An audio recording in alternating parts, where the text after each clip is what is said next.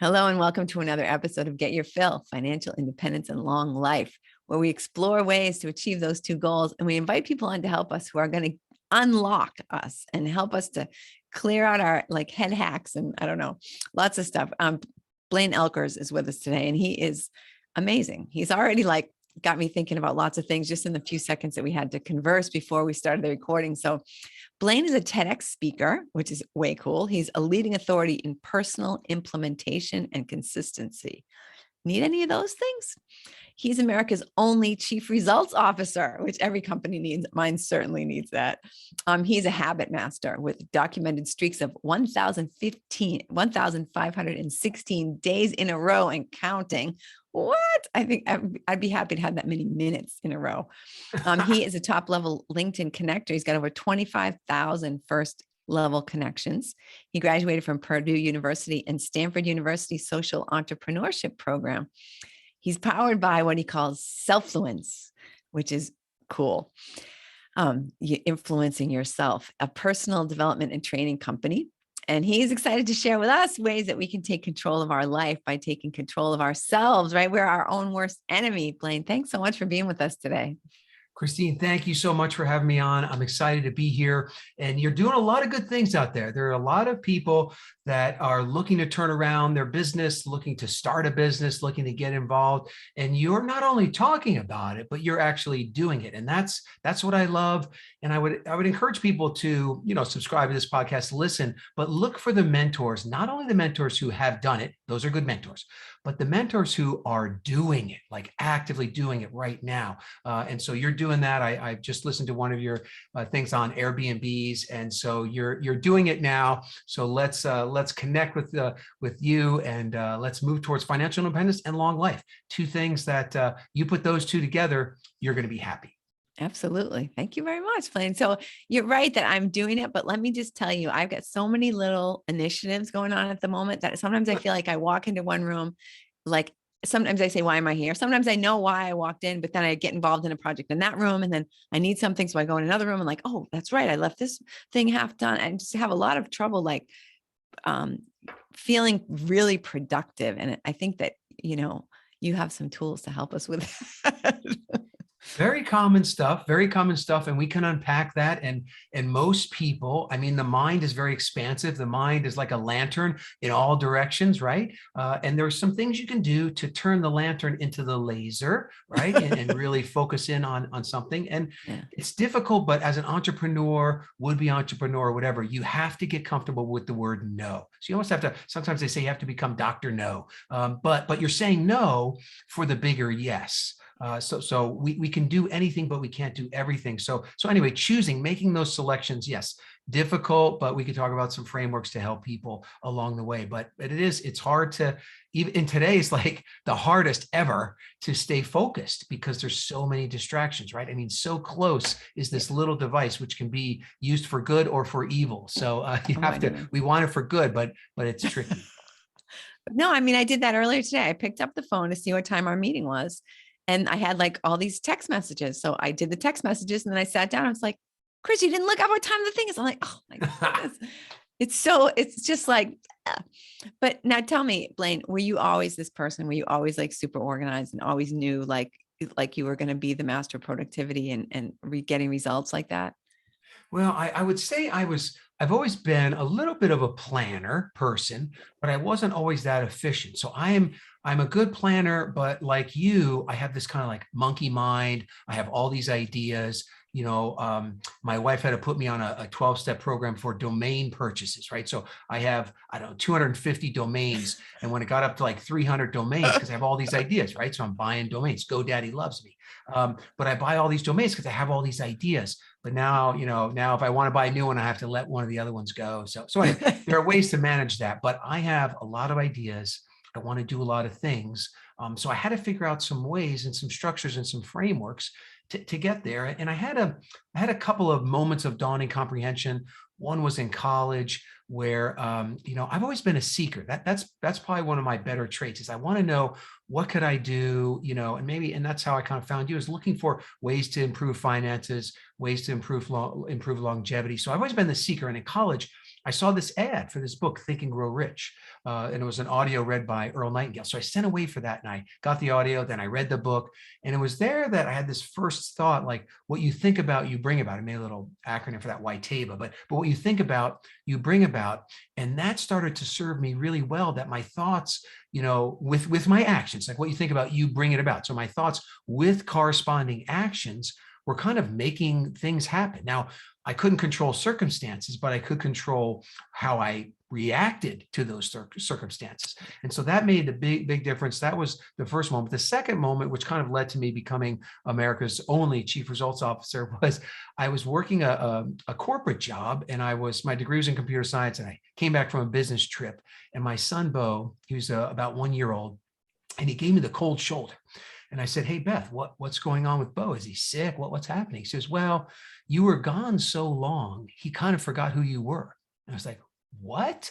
I mean, that like hit me hard emotionally. Wow. And so that night I made what I call a clarifying decision. And these are decisions you can make anytime, but it's a decision that takes you from lantern mode into laser mode. And I made a clarifying decision. I said, no matter what, I'm going to work from home, no matter what. So I went on, I started 2 businesses. And it took me a year. Now, my wife and I were pretty conservative. We wanted to have X number of months of living expenses in the bank and all this stuff. And she Yeah. kind of said, look, when your side hustle is making the same amount of money as your full-time job, you can then Wow. quit as long as we have enough money in the bank. So it took me a year. That was probably the most stressful year of our marriage, but we got 30 years in, so we're doing okay. Excellent. But anyway, so that started that journey. And a year later, I became this work from home dad. And now for 27 years, kids are actually grown and out of the nest. I was this work from home dad. But what it gave me was the ability to do what you said, and to figure out what is my real purpose on the planet. And it was to help people take control of their lives by taking control of themselves. So in 2009, I started a company called Selfluence, the art and science of influencing yourself, or maybe the power you already have to influence yourself. And that's where I started helping people, mostly business owners, get results kind of on a weekly basis, refocus, accountability, and simple, not always easy, but simple frameworks to move them in the right direction that they wanted to go. And for me, that's success. If you pick a goal, something it's personal to you, and you're moving towards it, I consider you a success. So I was helping a lot of mastermind groups, and they said, "Hey, we're going to call you the chief results officer." I go, "I like that. I hadn't heard that before."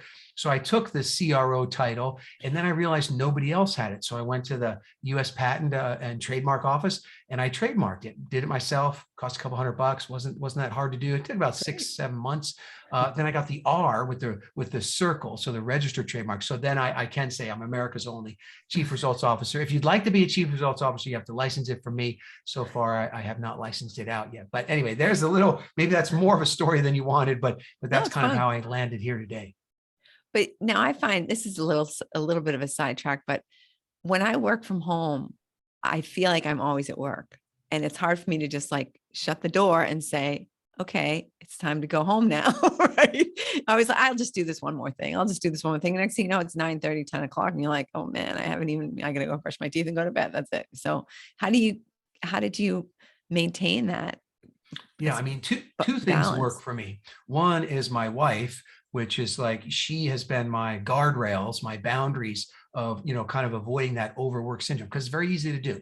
Very easy to do, even like after kids go back to bed, you slip back in to do some more work. But the real key is a couple things. One is having a work space, like a space that you dedicate to work, if you can, and then is having some type of starting routine and ending routine, some type of bookends to the work time. And when you say, work is done or work complete, I have a daily sheet that I use. I'm a little more analog than digital. I like paper. I like handwriting my schedule, my to-do list each day. Yeah. But on the analog side, I have a box that I check, work complete. And then that's it. Then that's the shutdown mode. And you need those routines. You need those bookends. Yeah. The other thing that helped me was I was or I am a very type A person, right? Get it done, results, self-discipline and all that stuff.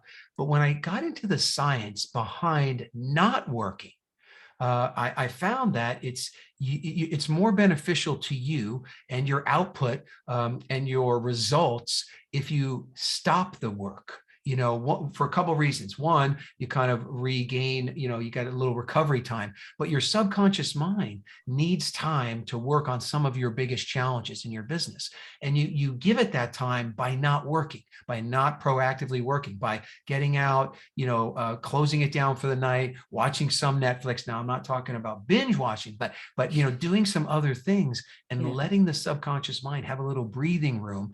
And also, if you can do other things like exercise and eat right and those things, you're kind of feeding those results from I don't have to be doing something all the time standpoint. The other thing is taking a little time. I'm a big planner, but 1 minute of planning saves 10 minutes of execution. But if you could plan a little bit, that also can help you to plan out to work on the things that are of highest value, right? We all, like if I asked you, have you heard of the 80-20 rule? Have you heard of that? Oh yeah, Yeah. absolutely. So Pareto's principle, everyone believes in it, but Yeah. no one is really Dudes using it. practice it. Right. So that means if you have 10 things, they say 20% of what you do produces 80% of your results, right? So if you have 10 things to do, 2 of those produce 80% of your results. Just do those 2. You can oust the 80. You can forget about the other 80, and you're going to be a super success if you're just doing those high value things and maintain that. So I also teach entrepreneurs to move from, most are behind. I say move from a day behind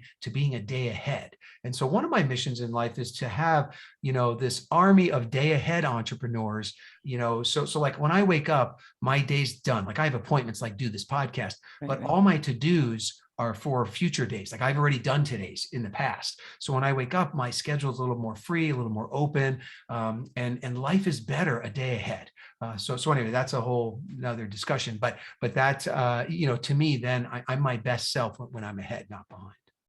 Wow. So, I mean, I can hear like people on the other side of the airwaves saying a day ahead, right? I can hardly get, time to eat lunch. I mean, how do you get all these things done in the space of a day when, most people are struggling to walk out the door at 8 o'clock, especially most entrepreneurs, right?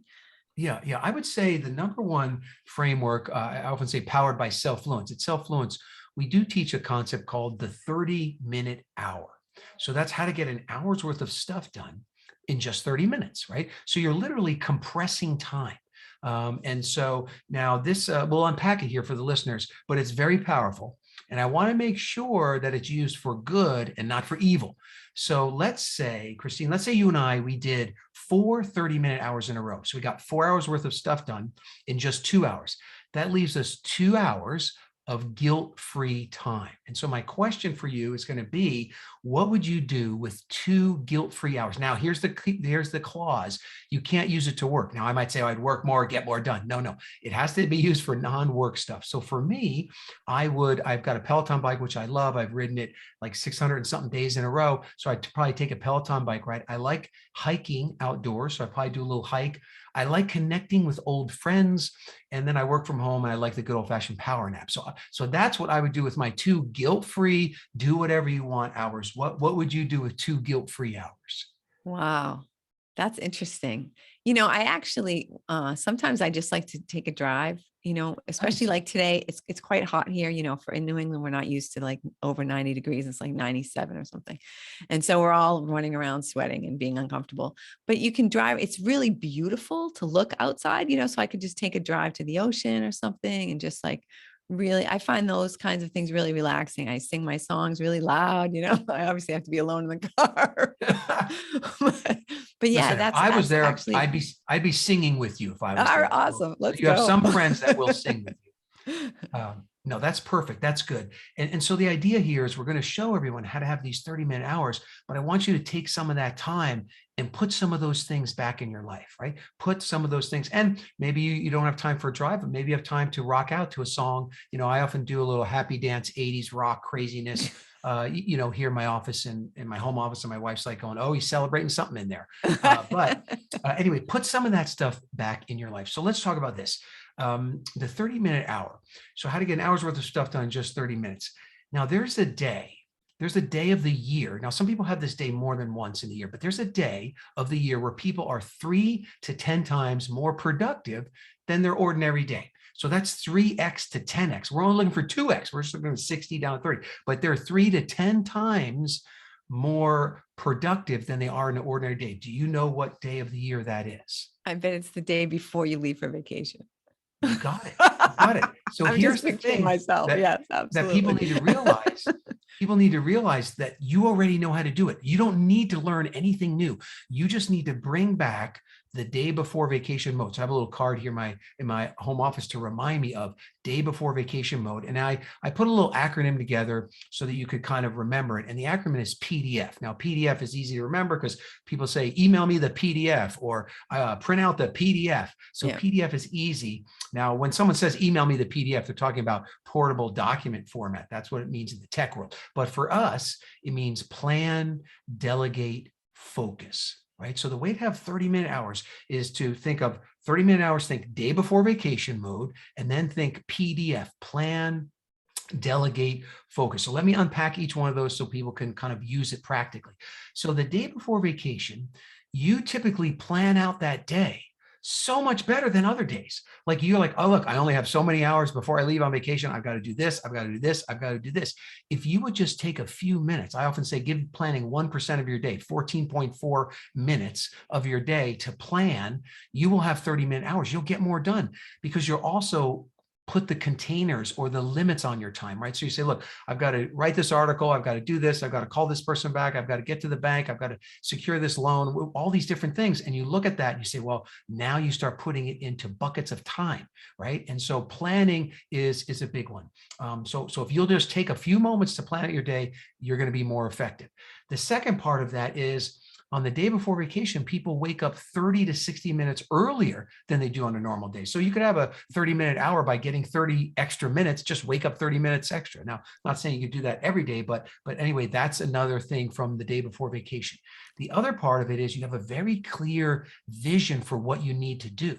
So if you'll plan out that day and make it like the day before vacation, you're less interruptible, you're less distracted or distractible, right? Because you have that clear vision for what you want to do. And you're a little bit more of a master of the 80-20 rule that we talked about, right? So you're focusing on the 20% of the needle mover stuff because you don't have time to do the other 80% of the stuff. Defer that stuff, push that stuff out into the future. So that's planning.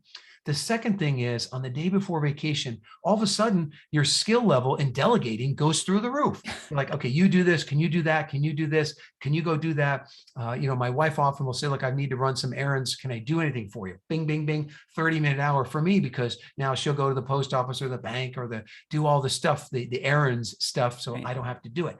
So look to delegate, and the key phrase there is who before do. So if you think who before do, so you think who could do this before you go do this, right? And you'll create this list because on the day before vacation, you can't do it all. So you're much more likely to delegate. So bring some of that back in to your daily life. And so it's plan, delegate. And the last one, which is the most powerful, is you have this odd, very powerful, fierce focus on the day before vacation. Now, some of it is you have a big reward at the end of the day. So you can put that in. I often put in rewards for my day, but think about your focus and what doesn't happen. So the day before vacation, there's no idle chit chat. There's no long internet searches. There's no chasing shiny objects. No, all that stuff is gone away because you're really focused on kind of the job at hand. No long responses, no long phone calls, right? And like I said earlier in the show, you become Dr. No. No is the most powerful word to have 30-minute hours. So people will ask me, Blaine, can you do this? No. I'm Dr. No all day long the day before vacation. So I bring that back into my regular day, and my default answer is no. Now, maybe then I have to look at my schedule or whatever, but the default answer, is no. And that, not only does that bring more 30-minute hours, but it helps you avoid the 90-minute hour. Right? That's where someone asks for an hour of your time and then it takes 90 minutes. Or could you just do this little project and it should only take you an hour? No, it takes 90 minutes. So you lose time. So no is really important. The other thing is the day before vacation, you stay on schedule like no other day, right? So how do you keep yourself on schedule? Two ways. The day before vacation, you're using alarms, like at 1 o'clock, I've got to start this project. At 2 o'clock, I've got to meet somebody. So I'll put alarms in my phone for that. And then you use timers. So I use timers instead of just like saying, I've got 15 minutes to check email or 30 minutes to make these 2 phone calls, right? I will set timers all day long, not just the day before vacation. I'll set a timer so that I know this is how much time I have, right? And then ding, ding, ding, it goes off. I ask Siri to do a few things and she, sets them automatically for me. So Yeah. the use of timers. And then the last part of your focus is on the day before vacation, you become this tasking master of tasking. And tasking has three components: single tasking, multitasking, sometimes it gets a bad rap, or batch tasking. And so single tasking, that is the stuff only you can do. And this is where I generate the most 30-minute hours from single tasking. What I mean by single tasking is you do only one thing. You go from the lantern, to the laser. And what you do is, for example, I can get an hour's worth of article writing. I write a lot of articles, but I can get an hour's worth of article writing done in just 30 minutes if I will shut down the world. What does that mean? Phone goes into airplane mode. All the windows on my computer are shut down except the one I'm typing in. My door is closed, right? I have a stack of scrap paper. Why? Because the monkey mind, Blaine's monkey mind, is going to take over and say, what about this? Or what about that? Or what are you going to say to Christina on her podcast? Blah, blah, blah, blah, all that stuff. But when that happens, I just write down the thought and I put it aside and I get right back to my work. So that fierce focus without any distractions, that single tasking mode is very, very important. You'll get a lot more done if you completely shut out the world and go to that. Now, multitasking, that's where you can do two things at the same time without sacrificing the quality of either one, right? So there's a lot of these, but for example, on the day before vacation, if I'm going to be driving for 30 minutes, I'm not just going to listen to music and sing like I might on a normal day. I'm going to say, look, 30 minutes, I can make some phone calls. I got a hand-free phone. It's very safe. I can drive and I can make calls. I can do those two things at the same time. Or exercise. I love exercise, but I love learning. So I can do those things together. Ride the Peloton, listen to a podcast, right? So there's ways that you can do, wherever you can do kind of two things and not sacrifice the quality. That's multitasking. And then the last one is batch tasking. Now, this is where you batch things together, right? So if day before vacation, I'm going to run some errands. I'm not going to run an errand, come back, run an errand, come. No, I batch them all together. Go out, run all the errands, come back. Same thing with like phone calls. If you batch them all, you can get it much more efficient. Or your work on the computer, batch that. And the last thing that people batch really well, specifically on the day before vacation, is people. Now, you batch your communications with people. For example, let's say you're working with a team or you have employees and you say, look, I'm going to be single task mode from 9 to 11, but at 11, let's get together and I'll answer any questions you have from the morning from 11 to 11:30. So they have questions for you, but instead of interrupting you, they put in a file or they take notes or whatever, and then you do it at one time. My wife and I, she also works from home, and we used to interrupt each other all day long with texting. And then it was like, wait, this is ridiculous. We have a shared note. So the iPhone, you can have these shared notes where both people can see what's typed in the note. So we'll put this stuff there, but that creates no ring, ding, or bing on the phone. And then when we have lunch together, whatever, when we're in the context of each other, then we look at all those batched, thoughts, basically. So that's super, super efficient. So there it is. So when you think 30-minute hour, think day before vacation mode, PDF, plan, delegate, focus. And then the last thing I would say is there is something weird that happens, is that on the day before vacation, you allow yourself to release your inner perfectionist. So you allow yourself to release your inner perfectionist. Done is better than perfect. Done is the engine of more. And you let that go. And it's okay if it's not 100%. You let it be at 80, right? Or you let somebody do something that you could do better, but it's the day before vacation. I got to let it go. And you let more stuff go. So bring the release of that inner perfectionist, bring that back to your regular day, and you'll be saving a lot more time and you'll be getting a lot more done. That was a lot to unpack, and I talked fast, but I want to get all that in.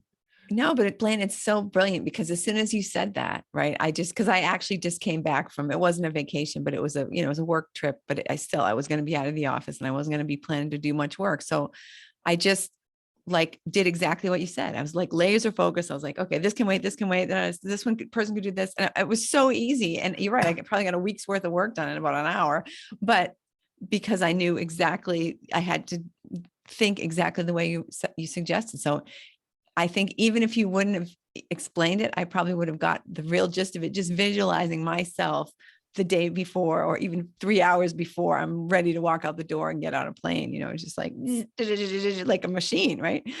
Right. And maybe you just have to kind of, lead yourself in that direction. Meaning, like, you might say, I'm going to take Wednesday off. So if you say, I'm going to take Wednesday off on Monday night, you are going to have one of the best Tuesdays that you've ever had, because you're going to condense all that Wednesday stuff into Tuesday. Right. And you're going to go into that day before vacation mode. So whenever I'm feeling overwhelmed or stressed, I do this thing called a mind dump, but then I go into day before vacation mode. And sometimes I'll even say that. So, you know what? I'm going to take tomorrow morning off. I'm going to go for a hike. I'm going to do something. But to do that, okay, I got to, really focus in. Yeah. Well, and then you get the reward too. I think your brain probably starts to say, oh, okay, I do this really good work and I get a nice reward. And, I mean, that's probably going to do something as well to your subconscious and your, I don't know, whatever part of you learns how to do stuff. Yeah, no, your brain chemistry wants you to stay alive, wants you to get stuff done. Every time you get something done, you get a little squirt of dopamine, which makes you feel good and you want to do more. That's why you do something that's not on your list, but you write it on the list and you make a checkbox and you check it off, even though it's already done, I know. because that's giving you, that feel good chemical. And it is kind of like the battle of the brain chemicals, and it can go for you or against you. I mean, you can not get a lot of stuff done, get overwhelmed, feel bad. Your body starts producing, depressing kind of brain chemicals, and you lose your energy. And it's a spiral down, and you get filled with head trash. And so you gotta, you want to hack that head trash. And I like to say you want to win early, win often. So I will, if I'm struggling with something, I will dial the resistance so far down, that it gets done. Like, what I mean by that is, like, let's say I'm coaching someone, they say, I'm going to exercise 30 minutes a day. I go, well, that's great. All right, let's do it. And then next week, how many days do you do it?